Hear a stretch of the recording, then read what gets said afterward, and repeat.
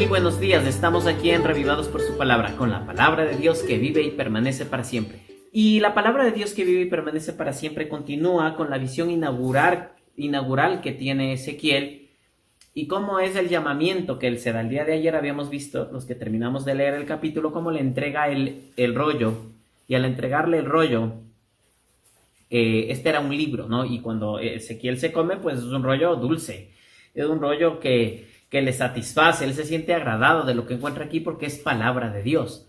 Esto quizás podríamos compararlo con Apocalipsis capítulo 10, donde Juan también se come un rollo y que le sabe tan dulce como la miel. Pero bueno, este mensaje que están recibiendo estos profetas, pues es muy agradable, es muy agradable. Sin embargo, hay un desafío para Ezequiel. Cuando nosotros revisamos la visión inaugural de los profetas, nosotros podemos ver en esa visión cuál es el propósito y la finalidad que tiene la misma.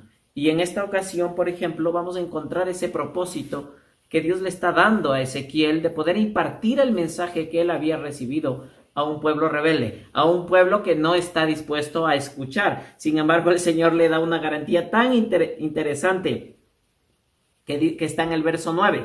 Ezequiel capítulo 3, versículo 9. Te haré inquebrantable como el diamante, inconmovible como la roca. No les tengas miedo ni te asustes, por más de que sean un pueblo rebelde.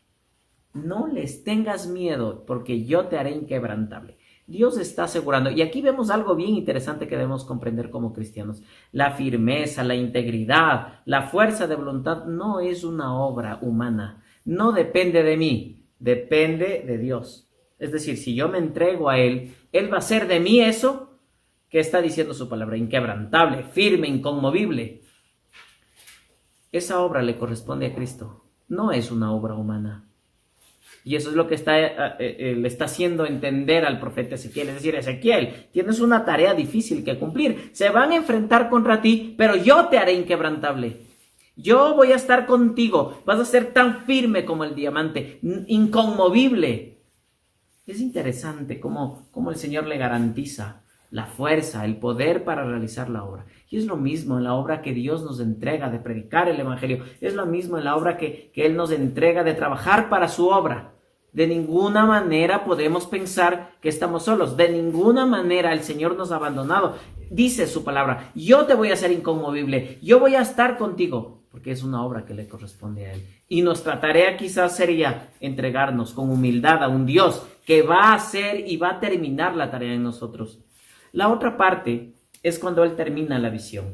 Y cuando Él termina la visión suceden unas advertencias que le da Ezequiel. Las advertencias que Él le da es que si Él ve lo malo, si Él mira que alguien está andando en un camino de muerte, en un camino pecaminoso, pues tiene que advertirle. Miren lo que dice la palabra del Señor. Dice: por tanto, esto es lo que le digas al malvado. Estás condenado a muerte. Si tú no le hablas al malvado ni le haces ver su mala conducta para que siga viviendo, ese malvado morirá por causa de su pecado. Pero yo te pediré cuentas de su muerte.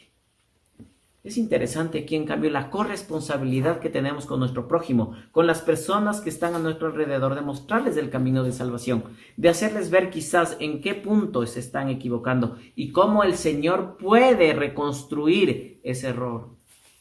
Porque Dios nos ha dejado también esa tarea, predicar, mostrar a los demás cómo es vivir cerca del Señor. Y eso es una situación que el Señor nos entrega esta mañana. Una tarea, preocuparnos por el prójimo, ayudarles a que ellos puedan enmendar su camino con el Señor, no con sus obras, porque de Él vendrá la fuerza, de Él vendrá la fidelidad, de Él seremos vencedores. Así que esta mañana a meditar en esto y que Dios les bendiga.